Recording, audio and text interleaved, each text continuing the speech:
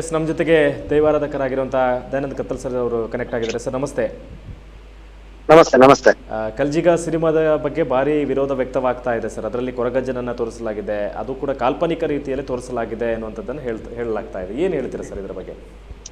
ನಾನು ಚಲನಚಿತ್ರ ನೋಡಿಲ್ಲ, ಆದ್ರೆ ನೋಡಿದರ ಅಭಿಪ್ರಾಯ ಕಲ್ಜಿಗ ಚಲನಚಿತ್ರದ ಬಗ್ಗೆ ಅವರಿಗೆ ವಿರೋಧ ಇಲ್ಲ.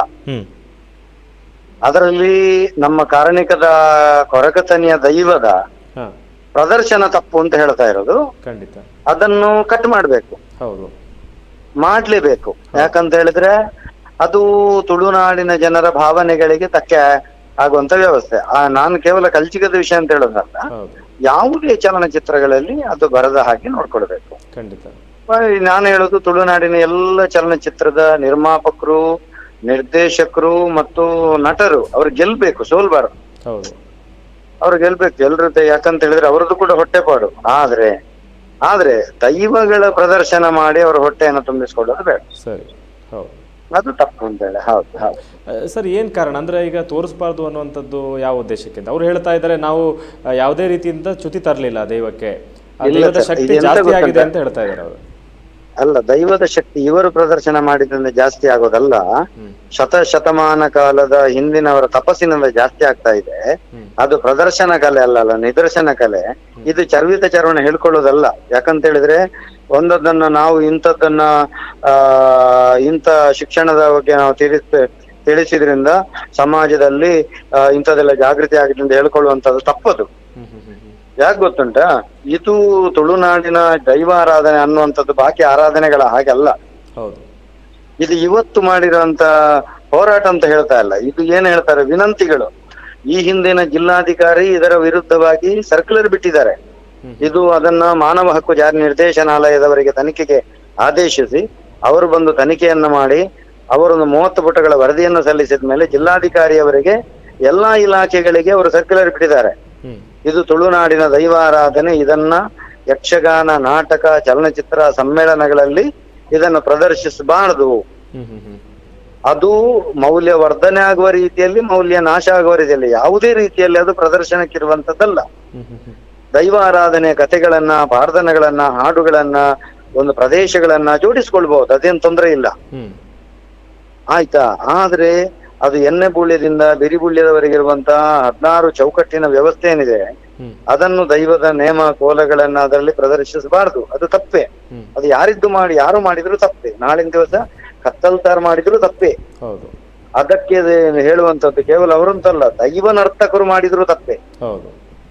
ಹೌದೌದು. ಯಾಕಂತ ಹೇಳಿದ್ರೆ ತುಳುನಾಡಿನ ದೈವ ಆರಾಧನೆಗೆ ಅದರದ್ದೇ ಆದಂತ ಅಸ್ತಿತ್ವ ಇದೆ.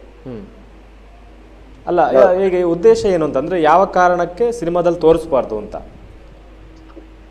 ನಾನು ಹೇಳಿದ್ನಲ್ಲ. ಏನು ಅಂತ ಹೇಳಿದ್ರೆ ಇಲ್ಲಿನ ದೈವಾರಾಧನೆ ಒಂದು 4 ಕಂಬಗಳ ಮಧ್ಯೆ ನಡೆಯುವಂಥದ್ದು. ಅದು ಮೂಲ ಆರಾಧನೆ. ಅದು ಇಲ್ಲಿ ದೈವ ಮೂಲಕ್ಕೆ ಹೋಗಿ, ಈಗ ವಿದೇಶದಲ್ಲಿರುವಂತ ವ್ಯಕ್ತಿ ಆಗಿದ್ರು ಕೂಡ ಅವ ಬಂದು ಅವನ ಮೂಲ ನೆಲಕ್ಕೆ ಹೋಗಿ ತಾನು ಎರೆಯಬೇಕು. ಕರೆಕ್ಟ್, ಹೌದು. ಅವನ ಮೂಲ ನೆಲಕ್ಕೆ ಹೋಗಿ ಸೇವೆಯನ್ನ ಸಲ್ಲಿಸಬೇಕು, ಮೂಲ ನೆಲಕ್ಕೆ ಹೋಗಿ ಮುಡಿಪು ಕಟ್ಟಬೇಕು. ಹೊರತಾಗಿ ನಾನು ದುಬೈಯಲ್ಲಿದ್ದೇನೆ, ಅಲ್ಲಿ ಒಂದು ಡಬ್ಬಿ ಇಟ್ಟು ನಾನು ಮುಡಿಪು ಕಟ್ತೇನೆ, ಮತ್ತೆ ಬಂದಾಗ ಇಲ್ಲಿ ಅದನ್ನು ಕೊಂಡು ಕೊಡ್ತೇನೆ ಅಂತ ಹೇಳಿದ್ರೆ ಆಗುದಿಲ್ಲ. ಆಯ್ತಾ. ನನ್ನ ಒಂದು ಕಲ್ಲನ್ನ ನಾನು ದುಬೈಯಲ್ಲಿ, ನಾನೊಂದು ಅಮೆರಿಕದಲ್ಲಿ ಒಂದು ನಾಗನ ಕಲ್ಲು ಮಾಡ್ತೇನೆ, ಕೆತ್ತಿ ಇಡ್ತೇನೆ, ಅದಕ್ಕೆ ಪಂಚಮಿ ದಿವಸ ಹಾಲೇರಿರ್ತೇನೆ, ಮತ್ತೆ ಇಲ್ಲಿ ಬಂದಾಗ ನಾನು ಹಾಲೇರ್ತೇನೆ ಅಂತ ಹೇಳಿದ್ರೆ ಆಗುದಿಲ್ಲ. ಯಾಕಂತ ಹೇಳಿದ್ರೆ ಅದು ಅದರದ್ದೇ ಅಸ್ತಿತ್ವ ಇದೆ. ಅದನ್ನು ಯಾವುದೇ ನಮ್ಗೆ ನಾವು ಹೇಳುವ ತುಳುನಾಡಿನ ದೈವ ಆರಾಧಕರು ಅದಕ್ಕೆ ಪ್ರಚಾರ ಬೇಡ, ಇವರು ಕೊಡುದು ಬೇಡ. ಅದು ಚಲನಚಿತ್ರ ನೋಡಿ ಇಲ್ಲಿಗೆ ಭಕ್ತರು ಹೆಚ್ಚಾಗುದು ಬೇಡ. ನೈಜ ಭಕ್ತರು ಯಾರಿದ್ದಾರೆ ಅದರ ಮೂಲ ಪರಮೆಯನ್ನು ಅರಿತುಕೊಂಡು ನೋಡಿ, ಅದಕ್ಕೆ ಎಷ್ಟು ಮಂದಿ ಕೈ ಮುಗಿತಾರೆ, ಎಷ್ಟು ಮಂದಿ ಸೇವೆ ಸಲ್ಲಿಸ್ತಾರೆ ಅನ್ನುವುದಕ್ಕಿಂತಲೂ ಇದು ಇರುವಂತದ್ದು ಕುಟುಂಬ ಪದ್ಧತಿಯ ಬಲಿಷ್ಠತೆಗಿರುವಂತ ದೈವಾರಾಧನೆ. ಆಯ್ತಾ. ಇಲ್ಲಿ ಕುಟುಂಬ ಪದ್ಧತಿಯ ಬಲಿಷ್ಠತೆಗಿರುವಂತ ದೈವಾರಾಧನೆ, ಇಲ್ಲಿನ ಸಾಮಾಜಿಕ ನ್ಯಾಯದ ಒಂದು ಬಲಿಷ್ಠತೆಗಿರುವಂತಹ ದೈವಾರಾಧನೆ. ಇದು ಯಾವುದೇ ಕಾರಣಕ್ಕೂ ಹೇಳ್ತಾರಲ್ಲ, ಇದನ್ನು ನಾವು ಪ್ರದರ್ಶನ ಮಾಡಿದ್ರಿಂದ ಇಲ್ಲಿ ದೈವ ನೇಮ ನೋಡ್ಲಿಕ್ಕೆ ಬರ್ತಾರೆ. ಒಂದು ನಿನ್ನೆ ದಿವಸ ಇಲ್ಲಿ ಗಲಾಟೆ ಆಯ್ತು ದೊಡ್ಡದು, ಅದಕ್ಕೆ 1000 ಮಂದಿ ಬರ್ತಾರೆ. ಹಾಗಾದ್ರೆ ನಾವು ಕೆಟ್ಟದ್ದಾಗಿ ಬೈದದಕ್ಕೆ ಇಲ್ಲಿ ಜನ ಸೇರಿದ್ರು ಅಂತ ಹೇಳುದ, ಅದನ್ನು ಸಮರ್ಥಿಸುವುದಲ್ಲ. ಹೌದು ಹೌದು ಹೌದು ಹೌದು ಆಯ್ತಾ, ನಿನ್ನೆ ತುಂಬಾ 2 ವಿಭಾಗಗಳು ಒಂದು ಜನ ಸೇರಿದ್ರು, ತುಂಬಾ ರಾಶಿ ಜನ ಸೇರಿದ್ರು ಹೌದು ಅಲ್ವಾ? ಹೌದು ಹೌದು ಹಾಗಾದ್ರೆ ಇಂಥದ್ದು ಆದ್ರೂ ಇಲ್ಲಿ ಜನ ಸೇರ್ತಾರೆ, ಇಲ್ಲಿ ಅವರು ಬರ್ತಾರೆ ಅನ್ನುವಂಥದ್ದಲ್ಲ, ಭಾವನೆಗಳಿಗೆ ಘಾಸಿ ಆಗಬಾರ್ದು ಅಷ್ಟೇ. ಖಂಡಿತ ಖಂಡಿತ ಹೌದು ಹೌದು ಇಲ್ಲಿ ಜನ ಸೇರಿಸ್ಲಿಕ್ಕೆ, ಇಲ್ಲಿ ತುಂಬಾ ಮಂದಿ ಬರ್ಲಿಕ್ಕೆ ಅಲ್ಲ ದೈವಾರಾಧನೆ ಇರುವಂತದ್ದು. ಹೌದು ಹೌದು ದೈವಾರಾಧನೆ ಮೂಲ ನಂಬಿಕೆ ಏನಿದೆ ಅದು ಬಲಿಷ್ಠ ಆಗ್ಲಿಕ್ಕೆ ಇರುವಂತದ್ದು ದೈವಾರಾಧನೆ. ಹೌದು ಹೌದು ಹೌದು, ಖಂಡಿತ ಅಂಥದ್ದನ್ನ ಬಿಟ್ಟು ಇವರು ಏನ್ ಹೇಳ್ತಾರೆ ನೋಡಿ, ನಾವು ಹೇಳುದು ನಾವು ಯಾವುದೇ ಕಾರಣಕ್ಕೂ ಚಲನಚಿತ್ರವನ್ನ ವಿರೋಧಿಸುವುದಿಲ್ಲ.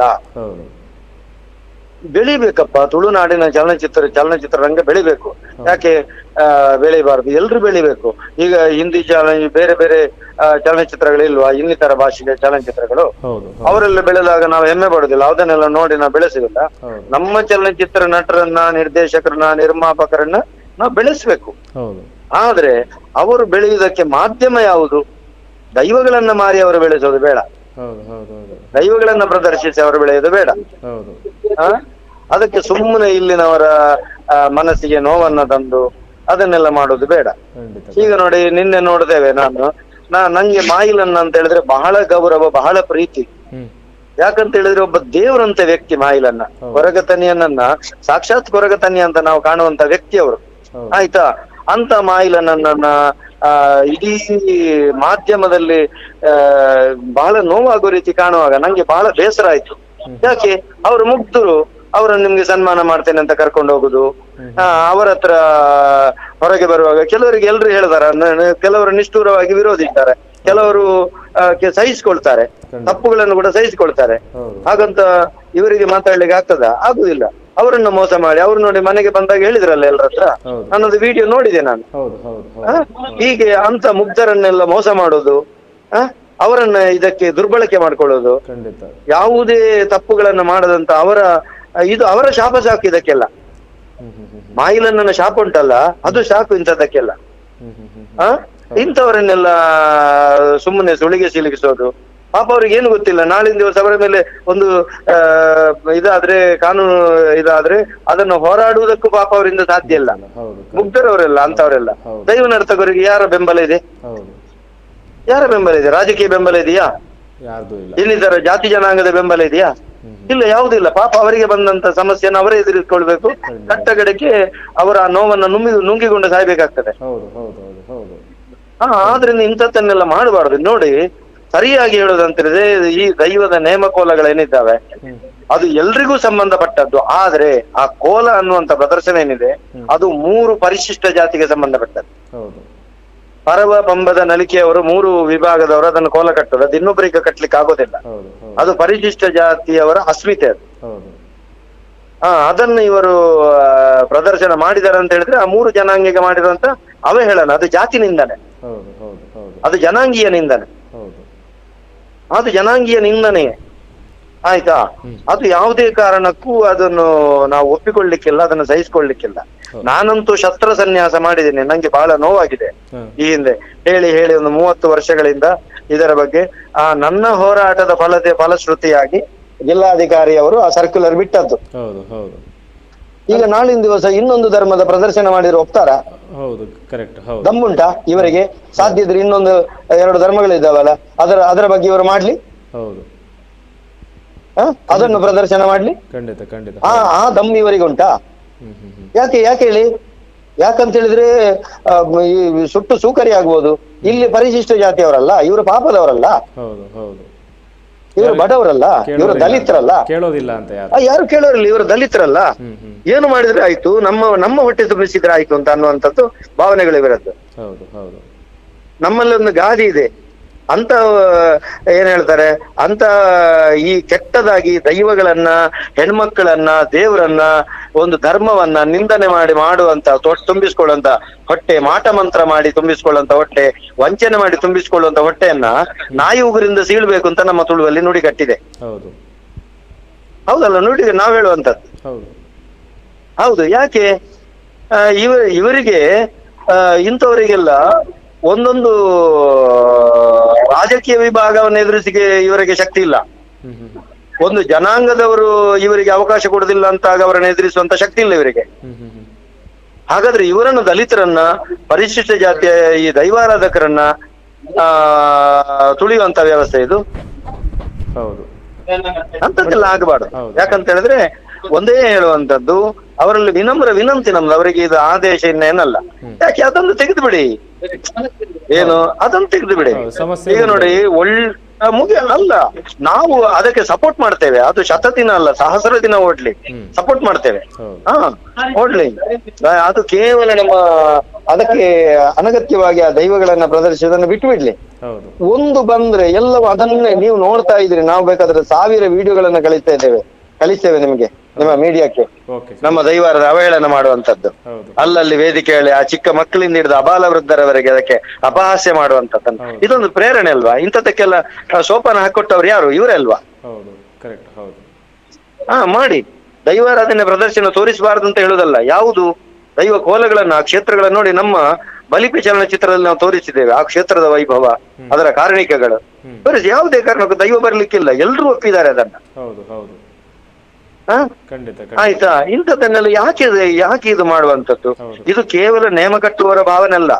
ಇಲ್ಲಿ ಮೊಯ್ಲಿಗಳಿದ್ದಾರೆ, ಮೂಲ್ಯರಿದ್ದಾರೆ, ಇಲ್ಲಿ ಬಂಟರಿದ್ದಾರೆ, ಬಿಲ್ಲವರಿದ್ದಾರೆ, ವಾಲಗದವರಿದ್ದಾರೆ, ಎಲ್ಲ ಸಮುದಾಯದವರು, ಜೋಗಿಗಳಿದ್ದಾರೆ, ಎಲ್ಲ ಸಮುದಾಯದವರಿದ್ದಾರೆ. ಎಲ್ಲರ ಮನಸ್ಸಿಗೆ ನೋವಾಗ್ತದೆ ಇದು. ನಾವ್ ಹೇಳುದು, ನಮ್ಮ ಭಾರತದ ಸಂವಿಧಾನ ಏನು ಹೇಳ್ತದೆ? ಇನ್ನೊಬ್ಬರ ಭಾವನೆಗಳಿಗೆ ಘಾಸಿ ಮಾಡುವಂತದ್ದು ತಪ್ಪು ಅಲ್ವಾ? ಇನ್ನೊಬ್ಬರ ಭಾವನೆಗಳಿಗೆ ಧಕ್ಕೆ ಮಾಡುವಂತ ತಪ್ಪಲ್ಲ, ಸಂವಿಧಾನ ವಿರೋಧಿ ಅಲ್ವಾ? ಅದು ಕೂಡ ಪರಿಶಿಷ್ಟ ಜಾತಿಯ ಶೋಷಿತರ ಭಾವನೆಗಳಿಗೆ ಮಾಡುವಂತದ್ದು ಇನ್ನೂ ತಪ್ಪು. ಹೌದು, ಯಾಕೆ ಅಲ್ಪಸಂಖ್ಯಾತರ ಭಾವನೆಗಳಿಗೆ ಘಾಸಿ ಮಾಡುವಂತದ್ದು ತಪ್ಪು ಅಲ್ವಾ? ಹಾಗಿರುವಾಗ ಇಂಥದ್ದನ್ನೆಲ್ಲ ಮಾಡುವಂತದ್ದು ನಾನ್ ನಿಮ್ಮ ಮಾಧ್ಯಮದ ಮುಖೇನ ನಾನು ವಿನಮ್ರವಾಗಿ ವಿನಂತಿಸುದು. ಯಾಕಂತ ಹೇಳಿದ್ರೆ ನಮ್ಗೆ ಶಕ್ತಿ ಇಲ್ಲ. ಯಾವ ರೀತಿ? ನಮ್ಗೆ ಕತ್ತಿ ತಲವಾರು ಹಿಡಿದು ಗೊತ್ತಿಲ್ಲ, ನಮ್ಮ ಕೈಗೆ ಬಳೆ ಸರಪಳಿ ಹಾಕಿದೆ, ಸಾಮಾಜಿಕ ನಮ್ಮ ಒಂದು ಕಟ್ಟುಪಾಡುಗಳಿದ್ದಾವೆ, ನಮ್ಗೆ ಇನ್ನೊಬ್ಬರನ್ನ ದೂಷಿಸಿ ಗೊತ್ತಿಲ್ಲ. ನಮ್ಗೆ ಸತ್ಯವನ್ನು ಸತ್ಯ, ಯಾಕಂದ್ರೆ ಸತ್ಯಗಳ ಸೇವೆ ಮಾಡುವವರು. ಆದ್ರಿಂದ ಯಾಕೆ ಕಟ್ಟಗಡೆಗೆ ಒಂದು ಗೊತ್ತಿದೆ, ಯಾರೂ ಇಲ್ಲ ಅಂತಾದ ಸಂದರ್ಭದಲ್ಲಿ ದೈವಗಳ ಸಾನ್ನಿಧ್ಯಕ್ಕೆ ಹೋಗಿ ಹಿಡಿಶಾಪ ಆಗುವಂಥದ್ದು ಗೊತ್ತಿದೆ, ಅವರ ಪಾದಗಳಿಗೆ ಬಿಡುವಂಥದ್ದು. ಹೌದು, ಅವರಿಗೆ ಬಿಟ್ಟು ಬಿಡುವಂತ ಅಂತದ್ದು ಬರ್ತದೆ. ನಾನು ಹೇಳುವಂತದ್ದು ಇದು ಅನ್ಯ ಧರ್ಮೀಯರು ಮಾಡುವಂತ ತೊಂದರೆ ಅಲ್ಲಲ್ಲ ನಮ್ಗೆ. ಒಂದು ಸಾರಿ ಒಬ್ಬ ಮುಸಲ್ಮಾನ ಧರ್ಮದವರೊಂದು ಮಾಡಿರುವಂತ ಮದುವೆ ವಿಷಯದಲ್ಲಿ ಮಾಡಿದಕ್ಕೆ ಎಂತೆಂತ ಹೋರಾಟ ಆಯ್ತು, ಅವರು ಕ್ಷಮೆ ಕೇಳಿದ್ರು. ಹಾಗಾದ್ರೆ ಇವರು ಮಾಡಿದ್ದಕ್ಕೆ ಆಯ್ತಾ? ಈಗ ನೋಡಿ, ಅವ್ರು ಸಹನಾ ಕುಂದರ್ ಹೇಳಿರುವಂತದ್ದು, ಯಾರು ಸಹನಾ, ಇವರು ವಕೀಲರು ಸರಿಯಾಗಿ ಹೇಳಿದ್ದಾರೆ. ಮತ್ತೆ ನಮ್ಮ ದಿಲ್ರಾಜ್ ಆಳು ಅವರು ನಿನ್ನೆ ಒಳ್ಳೆ ಮಾಧ್ಯಮದಲ್ಲಿ ಸರಿಯಾಗಿ ಹೇಳಿದ್ದಾರೆ. ಅವರು ಮೊನ್ನೆ ಕಮಲಾಕ್ಷ ಗಂಧಕಾಡು ಅನ್ನೋರು ಹೇಳಿರುವಂತದ್ದು ಸರಿಯಾಗಿದೆ. ಅವರ ನೋವುಗಳನ್ನು ಹೇಳ್ತಾ ಇದ್ದಾರೆ, ಸರಿಯಾಗಿದೆ. ಯಾಕಂತ ಹೇಳಿದ್ರೆ ಅಂತವರ ಒಂದು ಒಳ್ಳೆಯ ಹೋರಾಟಕ್ಕೆ ನಮ್ಮ ಬೆಂಬಲ ನಮ್ದು ಯಾವತ್ತಿದೆ. ಯಾಕಂತ ಹೇಳಿದ್ರೆ ನಾವಂತೂ ಇನ್ನು ಇಳಿದು ಏನು ಹೋರಾಟ ಮಾಡ್ಲಿಕ್ಕೆ ನಮ್ಗೆ ಪ್ರಾಯ ಆಯ್ತಾ? ನಮ್ದು ಕೂಡ ಅರ್ಧ ಆಯುಷ್ಯ ಮುಗೀತು ಆಯ್ತಾ? ನಾನು ಹೇಳುವಂತದ್ದು ಇಂಥದ್ದನ್ನೆಲ್ಲ ತಪ್ಪು, ನಮ್ಗೆ ಬಹಳ ನೋವಾಗ್ತದೆ.